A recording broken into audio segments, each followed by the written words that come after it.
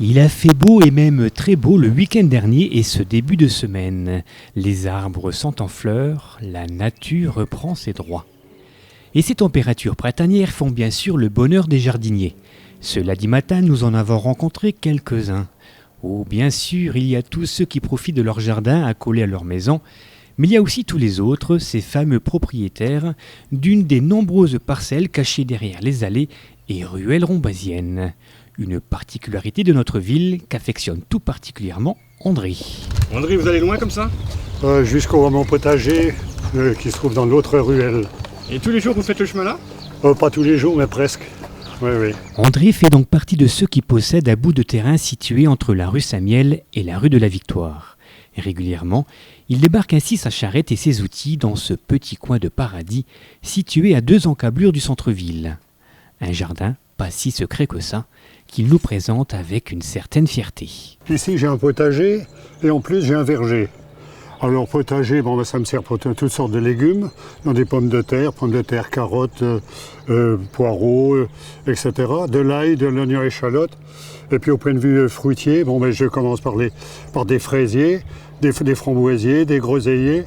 Au point de vue arbre, cerisier, mirabellier, couetchier, pommier, poirier, cerise-aigre. Il y a un peu de tout. Il y a un peu de tout, d'autant plus qu'ici la terre est, paraît-il, d'excellente qualité.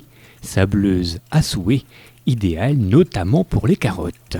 Alors aujourd'hui le programme c'est quoi, André? Aujourd'hui, je cultive avec la lune. Alors ce qui fait qu'en fin de compte, en fonction des quartiers lunaires, on plante ou ses racines, ou ses feuilles, ou fleurs, etc. Donc aujourd'hui c'est racines, jusqu'à midi. Donc là, ce matin, je vais semer des carottes, betteraves rouges et poireaux. Voilà mon bon programme de ce matin. Et vous venez ici depuis combien de temps? Oh là là, mes parents avaient ça, et mes arrière-grands-parents avaient ce jardin-là. Et d'autres également, puisqu'ils étaient d'origine cultivateurs. Hein. Alors donc, ça, c'est pas d'aujourd'hui qu'on vient. J'ai passé toute ma jeunesse ici, dans ce terrain-là. Hein. Alors qu'André plante ses carottes et ses poireaux avec une technique superbement rodée, à quelques parcelles d'ici, Angelo, la pioche à la main, sa casquette vissée sur la tête, bute ses petits pois. Angelo et André ne comptent pas les heures passées dans leur potager. Un travail, bien sûr, mais un plaisir avant tout. Si ce n'était pas un plaisir, on ne le ferait pas. Bon, et puis également, il y a la possibilité de manger quelque chose qui est, disons, de notre cru et qui est sain. Puisqu'on ne met pas d'engrais, de mauvais engrais, de pesticides, etc. On ne met rien du tout. Juste du compost, là, c'est ça l'avantage.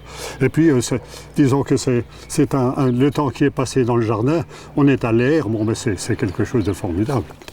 Et des carottes, et moi je sème donc des bio, donc c'est la certification AB. Cultiver à partir de méthodes de grand-mère, cultiver bio, pratiquer la rotation des cultures ou l'association des légumes, voilà le quotidien de ces jardiniers.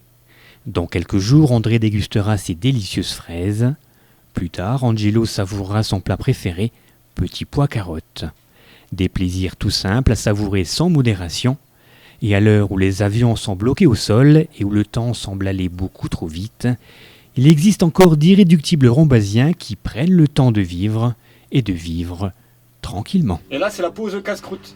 Oui, je ne mange pas, mais un matin je ne bois pas de la bière et pas du vin. De l'eau.